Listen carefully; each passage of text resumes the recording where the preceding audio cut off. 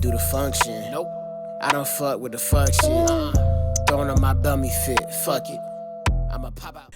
Welcome back to your second favorite YouTuber. I am J Shep Reacts. Now this video here is by Levi Hildebrand.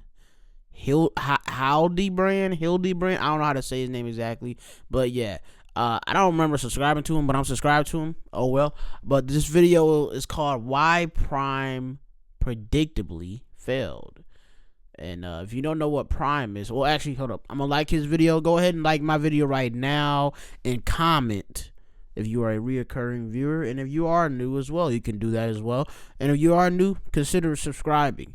But what I was going to say, if you don't know what Prime is a sports energy drink.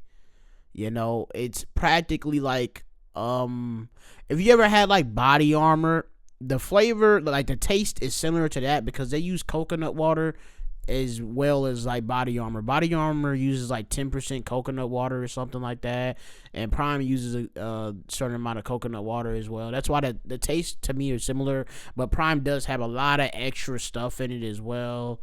So yeah, I don't know. I preferably sports drinks. I like Body Armor the most out of all of them. Like Gatorade, you know, you used to grow up drinking that Gatorade, Powerade. It's whatever, but Body Armor, it's really the best one for me. You know what I'm saying? But yeah, Prime was made by KSI and Logan Paul. So, you know, when they first came out with it, it was a pretty big boom, but their brand got hurt. Really, like, I want to say more so with Logan having so much controversy with his NFT scams and stuff like that. It was, yeah, but we're gonna go ahead and get into this. You know, he might bring that stuff up, and this is an ad right here, so let me skip this.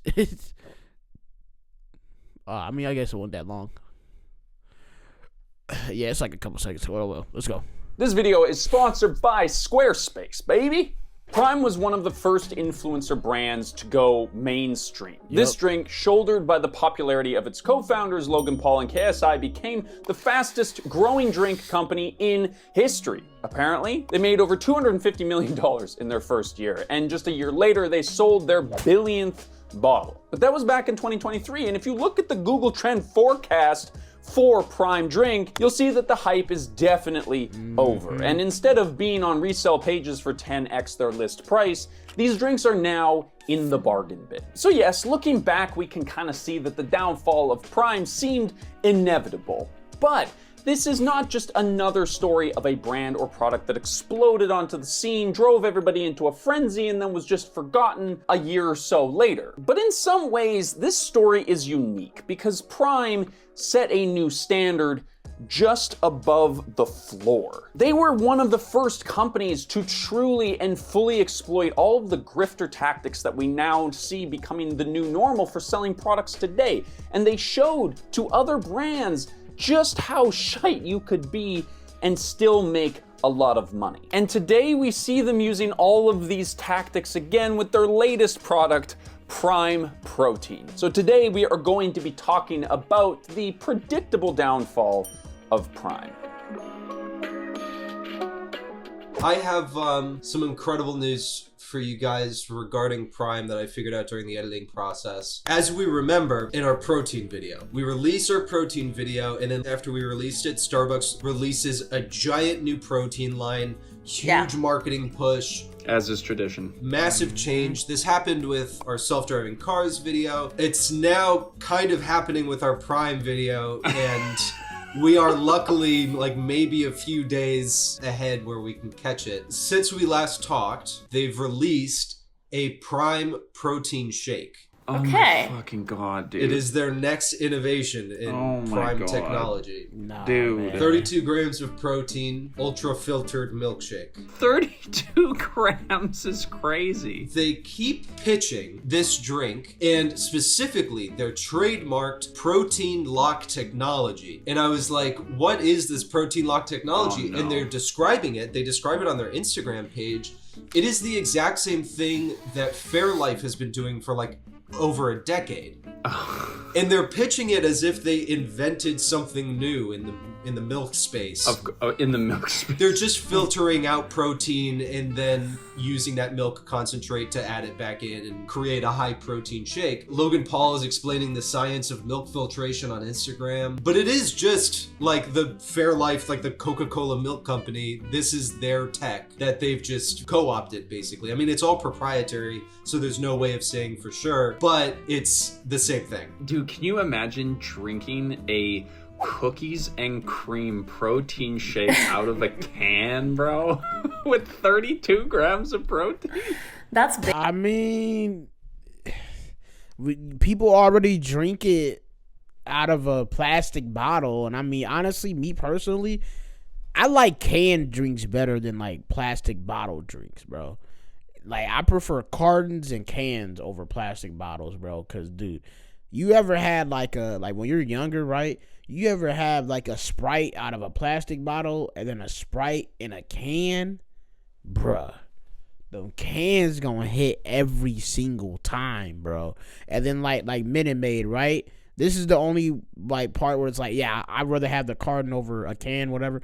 Minute Maid can does not taste the same. Like the plastic bottle one, the can, and the carton, all three of them do not taste the same whatsoever. You can never convince me that they do. So the carton is the best flavored one. I don't know why. I don't know why it's like that, but it just is. So yeah, I prefer canned, like, you know, drinks in the first place. So I mean, a protein shake out of a can, you know, majority of your energy drinks as well come out of cans. They're not plastic bottles, so it just makes sense, honestly, if you want to be honest. I don't know why he's making fun of that part, but yeah, let's go on. So Prime still is a partnership between KSI, but I think this protein shake specifically is a partnership between Logan Paul and this guy named Bradley Martin, who is this total... Bro, I hate Bradley Martin, bro. I hate him, bro. He's bro. He's bro. Jacked up steroid fitness influencer. Oh, and they fought each other. And they faked a fight to promote the shake, yeah. I didn't think they were going to, like, reference how similar their drink and Fairlife's drink is. But a day ago, Logan Paul put out a reel on the Prime Instagram account and said, okay, here's Fairlife's protein shake that they've been doing since 2010 or whatever. And then here's ours. Ours has 6 grams more of protein and 2 grams less of sugar, and like these tiny little differences. It's exactly what they did with all their other things. They just go, hey, look, the numbers are better. At first I was concerned because I was like, oh shit, we missed it. And then I was like, we laid out the equation for the entire video of what drives all of these products. And then at the end of the equal sign, it's Prime Protein. So let's start with the timeline. The real flop for Prime happened in 2024, and there have been articles about the downfall of the company ever since, but these were like big numbers. We're talking 70% drop in revenue in the UK and over 90%. And the only reason why it dropped like that is just like this, right? So say you start something new, right? Like, for example, with Kai, right? Kai Cenat right now. He's doing his fashion brand stuff right now, right? The first drop is probably going to sell better than his, I don't know how many drops he's going to do, but like his 10th drop. You know what I'm saying? Unless he's doing like a limited, you know what I'm saying? Like a limited amount of clothing or whatever the fuck for every drop, you know?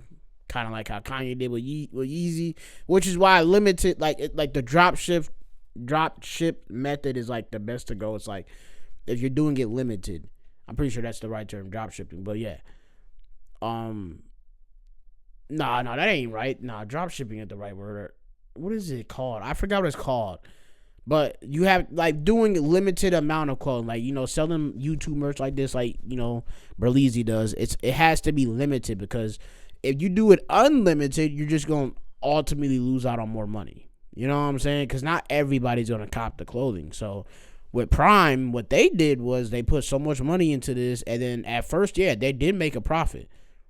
But the issue is KSI and Logan Paul are the only reason why this thing was being bought. It wasn't being bought because people saw it. Oh, yeah, new energy drink. Let me go ahead and buy that. You know what I'm saying?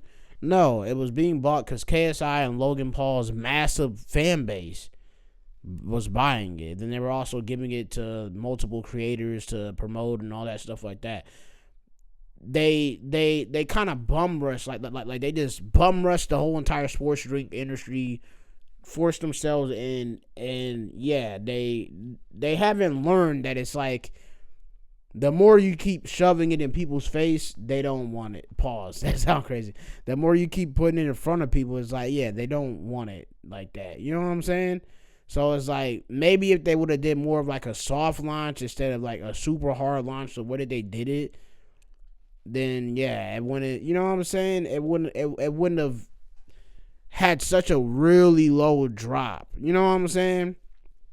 So yeah, it's like you gotta remember they both got X amount of followers, like you know, maybe 40 to 50 million followers together. It's like not everybody out of that 40 to 50 million followers are gonna buy it. You know what I'm saying? So you gotta work with, you know, if they did like a softer launch, if they did like a limited launch, seeing how, okay, yeah, we only made 1 million of these Prime bottles right now. Let's see how many people buy it. Oh, okay, yeah, sold out to 1 million. Okay, yeah, let's go up to 2 million. Let's go to 3. You know what I'm saying? But no, they went all the way. Like, they're doing full production. They're constantly making more and more and more. That's why they have so much excess Prime, you know, and it's going on clearance and it's going on that. You know what I'm saying? Like, where do you ever see a drink on clearance like that for real? Unless it's like something that expires, like, you know, milk, apple cider, stuff like that. It's like, you know, like, but a sports drink on clearance is crazy.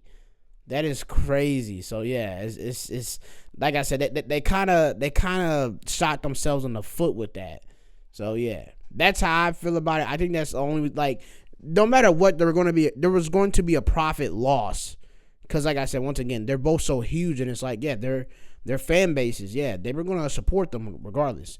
But if they wouldn't have been shoving it in everyone's face the way that they were doing it, I feel like it wouldn't have been as bad as a drop, and they could have managed to get it to climb back up over time. You know what I'm saying? So yeah, if any of that made sense to you. Percent drop in profits overall, which is hefty. Remember, this was a bottled drink company that disrupted an industry with only a handful of legacy brands and had one of their bottles sell for $1,500 on the resale market just a year earlier. But as one Reddit commenter perfectly summarizes, as they often do, their drink has been on deep discount for a while now. Though, does it matter?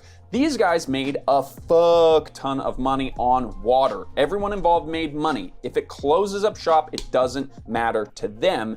They all move on to the next grift, and they'll make money because people are dumb as fuck. Such an articulate commenter. Now, this is a bold claim from Reddit user SC who doesn't appear to have any sources to back up this claim. But the reason why we decided to make this video 2 years after anyone last cared about the brand is to answer this Redditor's suspicion. Because the Prime story is like the perfect encapsulation of modern grift economics. They sort of pioneered, or maybe like formalized, how companies are using those same tactics today to sell people useless crap that they do not need. So in this video, we're going to be outlining the 3 pillars of the modern grift, starting with the product itself. But first, we got to thank today's video sponsor, Squarespace. And today we gotta go ahead and skip that. Alright, y'all. I think that was it. Have a better understanding of who Matthew and Lou are, 2 people who are entirely critical to making sure that these videos are possible. That isn't something that you really necessarily get to understand if all you do is see our videos on YouTube. So maybe you have a website already, but it's a bit for online discovery more often. I'm over here watching it. This is still an ad. Holy fuck. There we go. Okay. I couldn't see like where the ad ends. Normally there's like a little white mark where it ends, but the background was white, so I couldn't see it. So yeah. Website or a domain. Thank you, Squarespace. Let's get back into the video. Okay, so the number 1 pillar of the modern day grift that you should know is that the product itself doesn't actually have any value. Like, let's face it, Prime just sucked. Now, to clarify, before we get into this, I'm going to be using the terms grift and scam sort of interchangeably here, but I would say that not all trends are scams or grifts. Probably the best way to tell if a product is a scam is whether or not it actually has any real world value. So there are some consumer stories where products like Labubu's or Stanley's or whatever get very viral and very popular and people go bananas for it. But those products were actually kind of good at the thing that they were supposed to do. Stanley's held liquid and Labubu's were cute and cuddly. And look, I know that we can probably debate like what value really means, right? Because that's sort of subjective, but I would say things like the Starbucks Bear Cup. It was, in my opinion, a grift. Most of the things on Temu or Shein, a gambling app or service, these are things that aren't really going to give you something that is of any value 5 years from now. And so in many ways, the implosion of the prime trend... A good example of a grift, would be like, y'all know, like with the Spotify Wrapped, everybody started doing one, like especially last year. Snapchat had a Wrapped, Instagram had a Wrapped, I think even Twitter had a Wrapped. I think YouTube had a Wrapped. YouTube Music, Apple Music, Amazon Music, everything had a Wrapped due to the Spotify Wrapped thing being a thing. That's a grift. And then another thing, subscription-based models, like for everything. Fortnite was like one of the first games. Fortnite and not Call of Duty, PUBG. I think PUBG was doing that too as well. But Fortnite was one of the first games I remember, like, you know, because it was free. Then they brought in the subscription based, like, you know, if you want more out of this. And then every game had, like, Call of Duty has a subscription based, like, tier thing now. Almost every game. And majority of games are battle royales nowadays. It's like, yeah, it's kind of crazy, you know. Apex Legends, Rainbow Six Siege went to like the battle royale kind of esque thing as well. Sometimes I think it's like, yeah, bro. That's a, you know, because you saw this market over here, like you're on to the next grift. So I don't know what the next grift will be for video games or like anything like that, or, you know, just everything in general. Like Apple just dropped like their studio subscription thing, so now I'm gonna do that though. Like it works out for me because now I don't have to buy the Final Cut Pro off rip. Like I don't have to buy it in total. But the thing is, you don't own the stuff now. It's all, you know what I'm saying? You don't own any software. You don't own anything if it's just subscription based. You know what I'm saying? So, yeah. And could have been seen from the very outset because they had a blatantly terrible product. They positioned themselves within the sport drink category alongside like heavy hitters, like industry standards that have been around since the very beginning, and they promoted nutritional information that sounded great on paper, but were quickly pointed out to be just completely false or downright harmful. Now, we're not going to summarize the dozens of videos online that people have made breaking this down, but basically they kind of fundamentally misunderstood how electrolytes work in their sports drinks, and in some cases they put literally illegal amounts of caffeine into their energy drinks. But none of this actually matters because they knew in order to sell their stuff, they just needed to keep the hype machine going. Which brings us to number 2, the hype itself. Now, a grift product is always trying to sell you the idea of who you might be when you buy it. It's always an aspirational thing, but specifically, this is the most exciting. Kind of like Snickers. You're not yourself when you're hungry.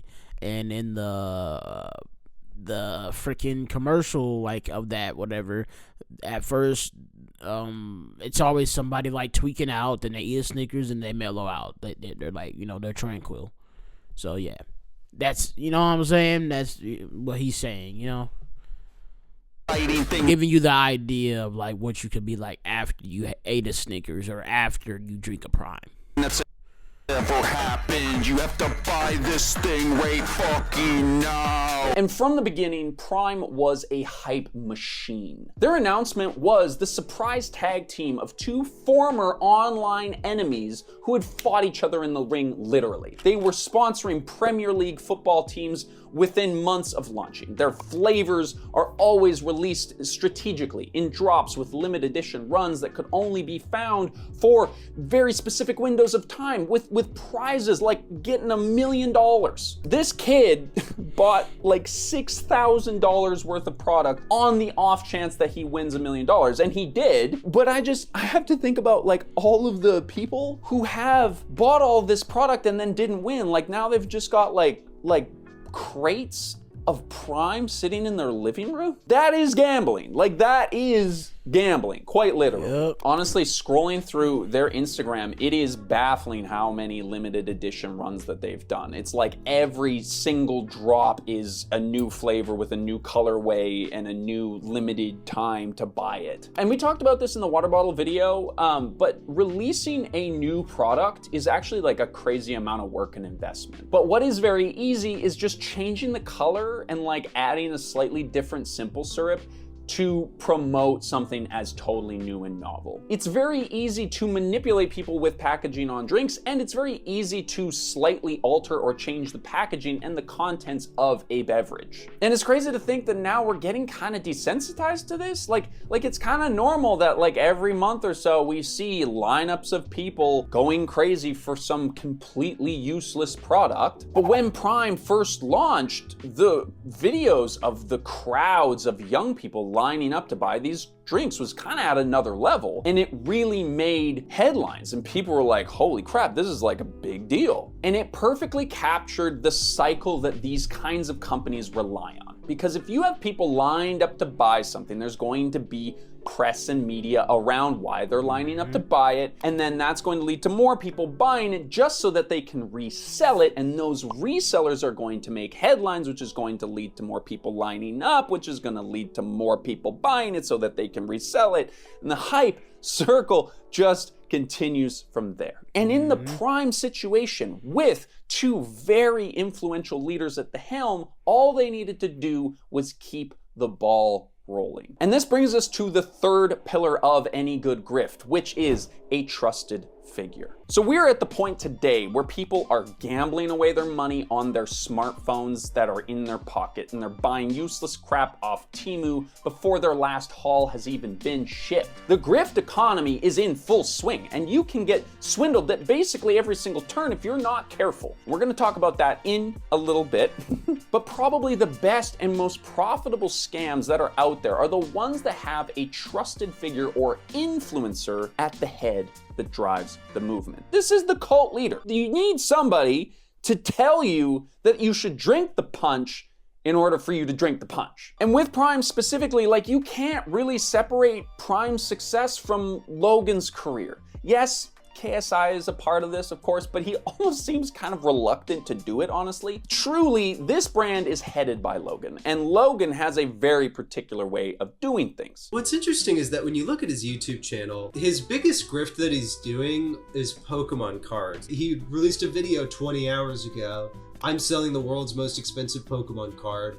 Top of the description, he has the Pokemon card listing for $2.2 million.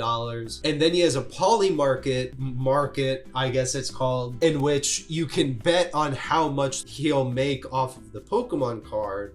Wow. Which I guess he's probably also betting on that card. That is such a crazy thing that we literally predicted in our year-end video. I think what he figured out is that you can do the quote-unquote honest grift, which is do market research, R&D a product, create a drink, do all the health safety stuff, get the factories, get the bottler, get all these deals going, introduce it to the grocery store. That's a very long process, even if you're not directly involved with every step. Or a grift where if you just buy a Pokemon card from like a guy in Dubai and then make a bunch of videos talking about how much it's worth and then sell it for more money and then bet money on how much money you're gonna make off of it. Yeah, and then make a cut from whoever you've paid to buy it from you. That's such an easier thing to Yeah. do. So of course he's gonna not pay attention to Prime anymore. It's so easy to do grifts now. You don't need to put in that much effort anymore if you Which wanna- is what the whole NFT thing was. Everybody doing an NFT, the shit is a grift. I haven't really seen anybody do an NFT and it's been successful. So, hey, I don't know, man. But like, yeah, it's like, I was gonna say kind of what Bitcoin. Yeah, Bitcoin. Like at one point, because Bitcoin shot off like the whole digital currency joint, and everybody started getting into Bitcoin. Everybody started getting into what is it, Ethereum. There's some Ethereum, some shit like that. Then there's like some other stuff, Dogecoin. Yeah, like ever since, Bitcoin. And it's a grift because then all these other digital currencies started coming out. But it's like you can barely even use any of that stuff besides like you can use Bitcoin though. Like there's some places that'll take Bitcoin. There's some people that'll take Bitcoin for, as a payment or whatever. Like you can buy Bitcoin on Cash App, all that stuff. So that's what I'm saying, bro. Like it's weird though. It's weird. Like the next new thing, that's what people hop on. You know what I'm saying? Like this, like me doing a reaction channel, right? You can try to say this is somewhat of a grift, but really it's not, because reaction channels have been on YouTube forever. You know what I'm saying? So like I wouldn't even call being like a content creator or something like that a grift. I think it's more so about like exactly what you're doing. You know what I'm saying? Kind of like with like a grift is when you say or do something like not with the intention of like you want to wholeheartedly do it. You know what I'm saying? You're doing it because of mainly compensation reasonings, like 100%. Like that's only why. Cause like once again, you see me doing all these videos, I'm not getting paid 1 cent for any one of these videos I just put out. Like I just dropped that whole J. Cole album reaction. Joint was like 2.5 hours long, 2 hours 45 minutes or something like that. Only got 1 view on it, like 1 or 2 views on it or something like that. It's like, and I'm not getting paid for it either, even if I was a monetized channel. So it's just like, you gotta actually do something, put in the work before you get monetized. But no, some people, they can grift. They can go ahead and do that stuff. They can make money off of their fans at any given moment. So that's how they get allowed to, like they're able to grift.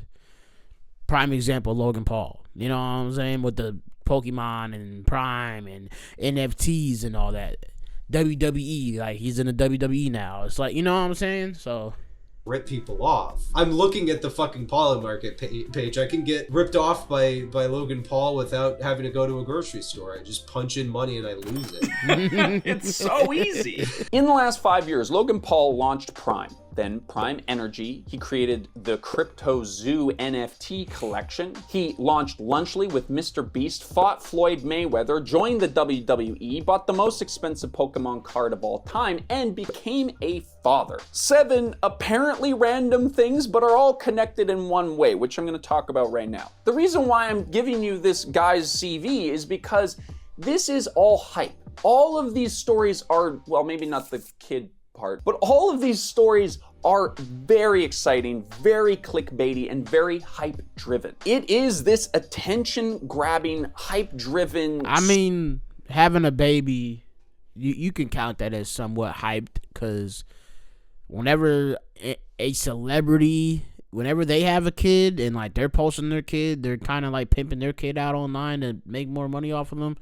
People eat that shit up, bro. They eat that shit up. The people that are negative and the people that love like kids and people that love to be in celebrity business, they eat that stuff up. So you can kind of count that. Storytelling that he and his brother have kind of pioneered and normalized. This is the classic story of the American entertainer entrepreneur, the American dream gone grifter. Now, Logan and his brother Jake were literally described as an avatar for the American dream in a Fox Business article, but the Paul brothers, perhaps unlike the many symbols of the American dream of the past, are very comfortable being hated and using that division to make money. Like back in the old days, If you were a celebrity and you wanted to make a quick buck, you'd have to go to like Japan and shoot a weird advertisement hoping that nobody in the US would ever see it.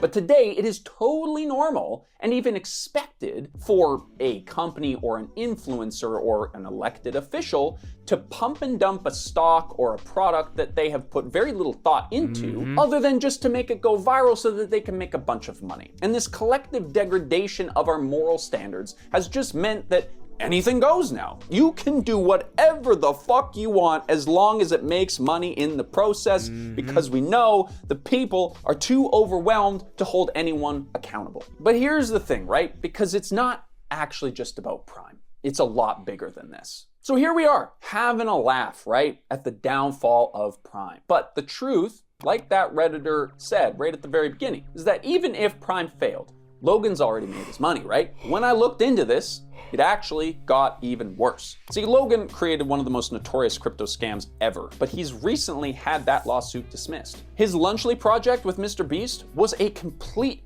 disaster and was even rumored to be completely discontinued. But you can still buy it in Walmart today and find tons of locations on their website, even Prime.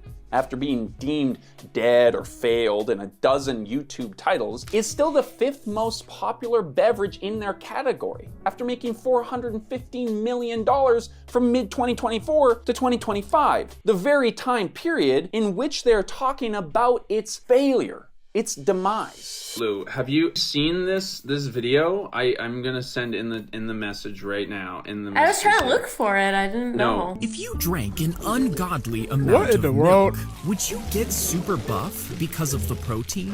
Well, milk is actually full of sugar, which will make you fat in large quantities. It will make you fat in large quantities. What is crazy is like they thought, you know what, a brain rot video is the perfect marketing tool for our demographic. The thought that I had is, how are they selling protein shakes to 12-year-olds? Whoa. These little kids are not like supposed to be consuming on like they're not gonna. Well, they shouldn't be in the gym, really. My thought was, if you're 12 years old when Prime first drops, you're like just going to soccer practice and you want like a Gatorade substitute from your favorite influencer. 2 years later, you're starting high school. You've got all of this work to do now that you suddenly have never had to do before. They drop Prime Energy for you. So now you're getting hooked on the energy drinks. 2 years later, you know, you've got a fresh new body you don't know what to do with. You're trying to get jacked. You're trying to look like the people you're looking at on your phone. They drop the protein shake. Dude, That's this is crazy. And the thing is like, it is that. You could argue that it's not that. It is. But you're telling me that it's not? You're It telling me is. that that's just like a happy accident? You're telling me that there wasn't a fucking whiteboard in an office? Matthew hit that right on the nail. Like, whether they intentionally or unintentionally did that, I mean, yeah, it's smart. It's smart if you think about it, yeah. You know, you're creating a market for everything that you do next. With lines and arrows and age ranges all charted out and like scheduled and planned. Like, they have enough money to do that research. They have enough R&D to come up with a plan that looks like this. We've got the kind of constellation of different Logan Paul moments or different Logan Paul involvements. And now he's been partnered with WWE for a long time and they've been advertising Prime on there. You don't think he's considered that you have a roster of 100 really jacked dudes who are now going to be posing next to Prime protein drinks? Guys, it's gonna be Prime Creatine next.